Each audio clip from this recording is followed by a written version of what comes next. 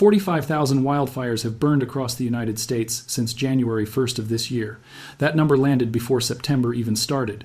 More than 6 million acres scorched. 14 states under active fire suppression operations simultaneously. And the part that should concern you has nothing to do with the flame count itself. It has to do with what is burning, where it is burning, and why the standard tools built to predict fire behavior are failing at a rate nobody in the wildland fire community has seen in their careers. By the end of this, you will understand the one metric that determines whether this season stays catastrophic or becomes historic, and how to read it yourself without waiting for anyone to tell you what it means. If you are watching this and finding it useful, hit subscribe. We cover disaster science and hazard analysis every week, breaking down exactly what is happening on the ground and what the data actually says, not what the headlines want you to feel. Subscribe now so you do not miss the next one. Here is the full picture as of the first week of August.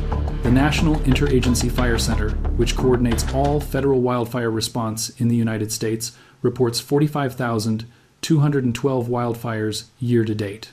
That figure includes everything from quarter-acre grass fires along highway shoulders to multi-thousand-acre complexes burning through old-growth timber in wilderness areas with no road access. The total acreage burned stands at approximately 6.3 million acres. For comparison, the 10-year average for this date, calculated from 2014 through 2023, is 34,000 fires and 4.1 million acres. We are running roughly 32% above average on fire count and 54% above average on acreage. Those numbers alone do not tell you much. Fire seasons vary. Some years run hot early and collapse in September when moisture returns. Other years start slow and detonate in October, which is exactly what happened in 2017 when Northern California's wine country burned in the second week of October. The raw count is a thermometer reading. What matters is the diagnosis underneath it. The diagnosis starts with something called the energy release component, and it is the single most important number in wildfire forecasting that almost nobody outside the profession has ever heard of. Energy release component, abbreviated ERC, is a calculated index that represents the available energy per unit area at the flaming front of a fire. In plain terms, it measures how much heat the landscape is ready to produce the moment ignition occurs. It is driven by fuel moisture, how dry the vegetation actually is at multiple layers, from fine dead grass to deep organic soil. A high ERC means the landscape is primed. It does not mean a fire will start. It means that if one does start, it will burn with exceptional intensity and be exceptionally difficult to suppress. As of this week, ERC values across the western United States are running at or above the 97th percentile for the date across large sections of Oregon, Washington, Idaho, Montana, and Northern California. The 97th percentile means that in the entire period of record going back in many cases to 1979, conditions have been drier and more energetically primed on only 3% of the days ever measured. These are not unprecedented values. Unprecedented gets thrown around too freely, but they are extreme by any honest statistical standard, and they are extreme simultaneously across a geographic footprint that stretches from the Canadian border to the latitude of San Francisco. That simultaneity is the problem. Wildfire suppression in the United States operates on a shared resource model. Hotshot crews, air tankers, engines, and incident management teams are finite. They are dispatched through a national coordination system based on priority. When fires are scattered across different regions at different times, the system works. Resources flow to the active incidents, suppress them or contain them, then redeploy. When fires erupt across the entire West simultaneously, the system saturates. There are not enough crews. There are not enough aircraft, and fires that would normally receive initial attack within the first operational period instead burn uncontested for days while managers triage. That saturation is happening right now.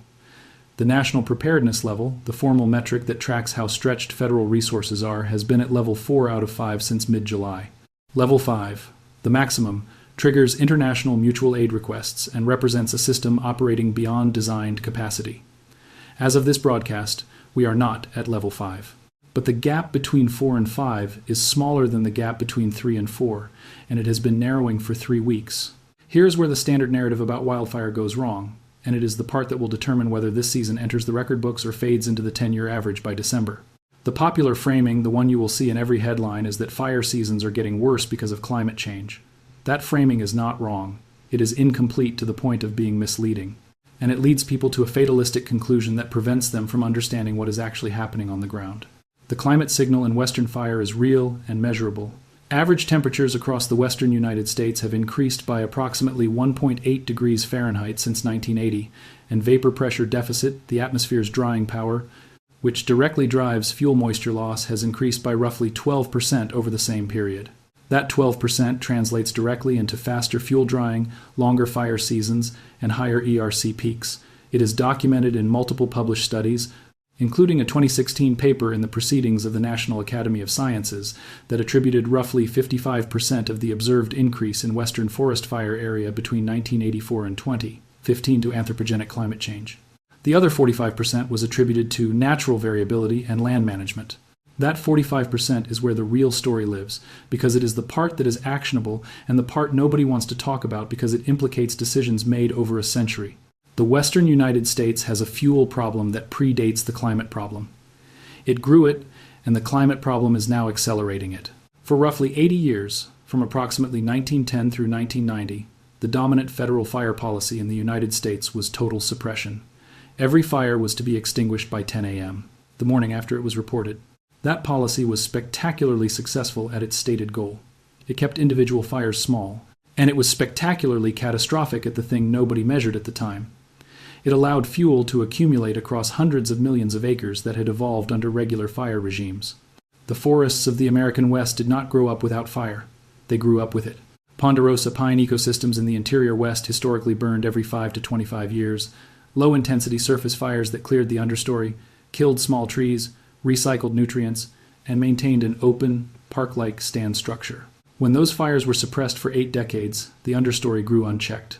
Small trees filled in, ladder fuels connected the ground to the canopy, stand densities in many forests quadrupled, and the total fuel load, the amount of burnable material per acre, increased by factors of 4 to 10 across enormous areas of the landscape. Now apply the climate signal to that fuel load. You have forests carrying 4 to 10 times the fuel their historical fire regime would have allowed, subjected to temperatures 1.8 degrees higher, drying 12% faster, and igniting into fires that burn with an intensity no suppression force on Earth can directly engage. That is not a fire problem. That is a physics problem. And 45,000 fires by August is the symptom, not the diagnosis. The diagnosis is that approximately 80 million acres of federal forest in the western United States are classified by the Forest Service's own assessments as being in condition class 3, the highest departure from historical fire regime, meaning they have missed multiple fire return intervals and carry fuel loads that guarantee high-severity fire behavior when ignition occurs. 80 million acres. That is an area larger than the state of New Mexico. And the current rate of fuel treatment prescribed fire plus mechanical thinning combined runs at approximately 3 to 4 million acres per year across all federal lands. Run the arithmetic yourself. At 3 million acres per year, treating the full 80 million acre backlog takes 27 years, assuming no new accumulation during that time. New accumulation is continuous. The math does not close. This is not new information. The Government Accountability Office has published reports on this gap in 2005, 2009, 2016, and 2022. The 2022 report concluded that the Forest Service would need to more than triple its annual treatment pace to begin reducing the backlog within any meaningful planning horizon. That tripling has not occurred. Funding increased after the Infrastructure Investment and Jobs Act in 2021, which allocated $3.3 billion over 5 years specifically for hazardous fuel reduction. That money is entering the system. Treatment acres are climbing, and the pace is still not matching the growth rate of the problem. So when you see 45,000 fires by August, the question is not whether climate change is making it worse. The question is what kind of fires are burning, and whether the fires that are burning are the kind that kill ecosystems or the kind that restore them. And that distinction is where the data gets genuinely interesting this year. Of the 6.3 million acres burned so far in 2024, approximately 62% burned at low to moderate severity. That means the fire moved through the understory, consumed ground fuels, killed some smaller trees, but left the overstory canopy largely intact. The forest survives. In many cases, particularly in fire-adapted ecosystems like ponderosa pine and mixed conifer, that is exactly what was supposed to happen. The fire did in hours what prescribed burn crews would have taken years to accomplish. The remaining 38% burned at high-severity crown fire that killed everything, sterilized soil, and in some cases converted forest to shrubland that will not recover to trees within a human lifetime. That 38% is where the damage concentrates. High-severity fire in old growth or mature forest is not a management tool. It is a permanent conversion event. The soil heating at high severity destroys the seed bank and the mycorrhizal networks that young trees need to establish. Without those networks, regeneration fails. Without regeneration, the site converts. In parts of the Sierra Nevada that burned at high severity in 2020 and 2021, field surveys 3 years later show essentially no conifer regeneration, only shrub regrowth. Those sites are functionally deforested. The severity distribution this year is tracking close to the recent average, which itself is a departure from the historical average. Before roughly 20,000, high-severity fire accounted for approximately 15 to 20% of total burned area in western forests. The shift to 35 to 40% is the direct consequence of the fuel accumulation problem interacting with the climate signal. Denser forests burn hotter. Hotter fires kill more canopy. Dead canopy contributes to future fuel loads. It is a feedback loop, and it is accelerating in measurable, documented ways. Now here is the part that brings this back to the 45,000 number and what you should actually watch. The rest of this fire season depends on 3 variables, and only one of them is uncertain. The first variable is fixed. The fuel is there. 80 million acres of overstocked forest do not disappear between now and November. Whatever the weather does, the landscape is primed. That is not going to change this year or next year. It is a multi-decade problem being addressed at a pace that does not match its scale. The second variable is partially fixed. Temperature. Seasonal forecasts from the Climate Prediction Center show above normal temperatures favored across the entire western United States through October. The confidence level varies by region, but nowhere in the West does the forecast favor below normal temperatures. That means continued fuel drying, continued high ERC values, and continued fire potential through the end of the traditional fire season and likely beyond it. The third variable is the only one that matters for whether this year becomes 2020 or 2017 or 2012: precipitation timing. Specifically, the date of the first significant widespread precipitation event, what fire managers call season-ending precipitation. That event typically arrives in the Pacific Northwest by mid-October, in Northern California by late October, and in Southern California by November or later in dry years. Until it arrives, everything remains possible. The historical range of season-ending precipitation dates shows meaningful variability. In some years, an early atmospheric river shuts the season down in the first week of October. In 2017, Northern California received essentially no meaningful rain from late May through October 9th. The fires that destroyed Santa Rosa started October 8th.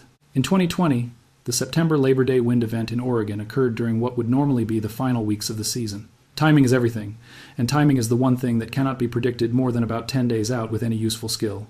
So here's the watch list, stated plainly. Watch the ERC. If it remains at or above the 97th percentile through September, that extends the window for large fire growth by weeks that the system cannot afford. The National Interagency Fire Center publishes ERC maps daily, broken down by geographic area, available to anyone with an internet connection. You do not need to wait for someone to tell you conditions are bad. You can see it yourself. Watch the preparedness level. If it reaches level 5, that means the national system is formally overwhelmed and fires are burning uncontested. We have reached level 5 in 4 of the last 10 years. It is not rare, but it is the formal acknowledgement that the system designed to protect communities is operating beyond its capacity. Watch the precipitation forecast starting in late September. The Climate Prediction Center issues weekly outlooks that include precipitation probability. When the first significant trough digs into the Pacific Northwest, the countdown starts. Until that happens, August and September remain open windows for whatever ignition delivers lightning, power lines, arson, equipment, or any of the dozens of other sources that put fire on the ground every single day in a landscape that is ready to carry it. One more thing deserves direct treatment before we close, because it circulates every fire season and it is wrong in a specific way that matters. The claim that arson accounts for most wildfires, and therefore the problem is criminal rather than ecological, appears every August on social media. It surged in 2020 and again in 2023. The data does not support it. The National Interagency Fire Center's cause statistics show that arson accounts for roughly 7 to 10% of wildfire ignitions in the United States in any given year. It is real. It is not dominant. Lightning alone accounts for roughly 15% of ignitions, but approximately 60% of acres burned, because lightning fires start in remote areas where they burn for days before anyone reaches them. Human-caused fires, which include arson but also power lines, equipment, campfires, vehicles, and debris burning account for about 85% of ignitions but a lower proportion of total acreage, because they start near roads and communities where suppression response is fastest. The point is not that arson does not matter.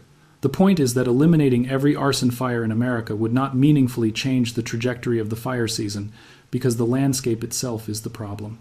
45,000 fires is not 45,000 crimes. It is 45,000 ignitions hitting a landscape that turns any spark into a potential disaster because of 8 decades of fuel accumulation and 2 decades of accelerating climate stress. And that brings us back to the one number, ERC. If you track one thing for the rest of this season, track the energy release component across the geographic areas where you live or where the largest fires are burning. When ERC drops below the 75th percentile for the date, fire behavior moderates dramatically. Fires still burn, but they burn at lower intensity, they respond to suppression efforts, and they stop making catastrophic runs. When ERC stays above the 90th percentile, nothing built by humans can stop a fire once it starts running in aligned fuel and terrain. 45,000 fires by August is a number. What that number means is that a continent-scale fuel problem is expressing itself through a continent-scale climate problem, and the only thing standing between this season and a genuinely historic outcome is whether the atmosphere delivers moisture before the next major wind event hits the next critically loaded landscape. That is a coin flip dressed up as a forecast, and the coin is still in the air. The seasonal outlook through October does not favor early relief. The Pacific sea surface temperature pattern is transitioning from El Niño to neutral conditions, which historically correlates with average to above average fire seasons in the northern Rockies and Pacific Northwest. It does not guarantee catastrophe. It removes one of the mechanisms that sometimes delivers early season moisture to the interior west. That path is not available this year. For the southern tier Arizona, New Mexico, Southern California, the monsoon has underperformed. July precipitation totals across central and southern Arizona came in at roughly 60 to 70% of the long-term average. The North American monsoon is the primary mechanism that shuts down fire season in the southwest, typically by mid-July. This year, it arrived late, delivered less, and left significant portions of the landscape untreated. Fires that would normally have been quenched by monsoon moisture in their first week instead burned for 3 and 4 weeks. The cumulative acreage reflects it directly. In the Pacific Northwest, the pattern has been dominated by persistent ridging, high pressure sitting over the region and blocking Pacific moisture from reaching the interior. That ridge pattern has been in place, with brief interruptions, since late June. Every day it persists. Fuel moisture drops further below critical thresholds. The forecasting community expects periodic breaks in the ridge through August, but no sustained pattern change before late September at the earliest. There is one additional dimension to the Pacific Northwest situation that deserves mention, because it directly impacts how much worse August can get. The snowpack across the Cascades and northern Rockies melted out approximately 2 to 3 weeks earlier than the 30-year median this year. Snowpack is not just a water supply metric, it is a fire metric. As long as snow covers the ground at higher elevations, those fuels are unavailable to burn. When snowmelt completes earlier, fire season at elevation starts earlier, and fires that reach into higher elevation timber are typically the ones that grow largest, because they burn in continuous heavy fuel with limited road access and limited suppression options. The early meltout this year has opened an additional 2 to 3 weeks of burnable landscape at elevation, and that additional window is already being exploited by lightning-caused fires in wilderness areas of central Idaho and western Montana. The firefighting workforce itself is under pressure that compounds the resource saturation problem. Federal wildland firefighter retention has dropped significantly over the past 5 years. The temporary pay increase authorized in 2021 expired and was partially renewed, but the structural pay gap between federal firefighters and their state and local counterparts remains substantial. Experienced crew members are leaving federal service for municipal departments or private sector jobs. The crews that remain are working longer deployments with fewer rest rotations because there are fewer qualified replacements available in the system. Fatigue compounds risk. Fatigued crews make decisions more slowly, and slower decisions on active fire lines translate directly into loss containment opportunities and expanded fire perimeters. This brings us to one final thing worth understanding clearly, because it determines whether the fires that start in the next 60 days become another 2020 or settle into the average, wind events. The fires themselves are not the worst-case scenario. The worst case is a fire that already exists, or one that starts fresh, meeting a significant wind event while ERC is at the 97th percentile. That combination produces the fires that overrun communities in hours rather than days. The Camp Fire in 2018, the fires that destroyed Lahaina in 2023, the Tubbs Fire in 2017, every one of them involved an existing ignition or new start coinciding with strong, dry wind in a critically loaded fuel bed. The wind events in question are predictable on scales of 3 to 5 days. They come in specific forms depending on geography. In California, they are Diablo winds in the north and Santa Ana winds in the south, offshore, downslope, drying winds driven by high pressure over the Great Basin. In the Pacific Northwest, they are east winds coming through the Columbia Gorge and Cascades Passes. In the northern Rockies, they are cold frontal passages with strong, gusty winds and low humidity. Each type is well characterized.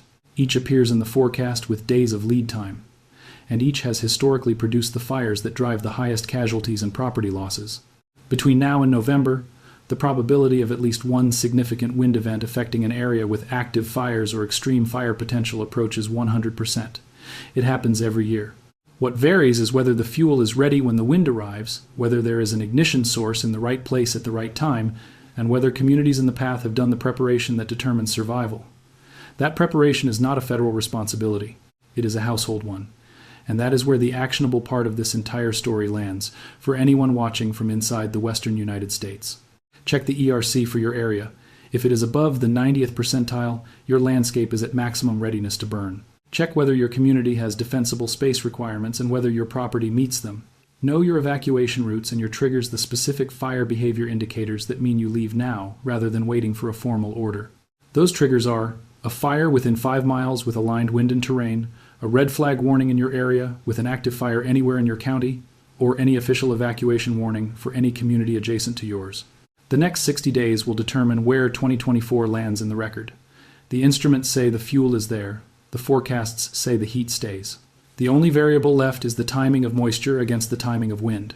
And that variable resolves itself one day at a time, visible in real time on publicly available data for anyone willing to look at it rather than waiting to be told.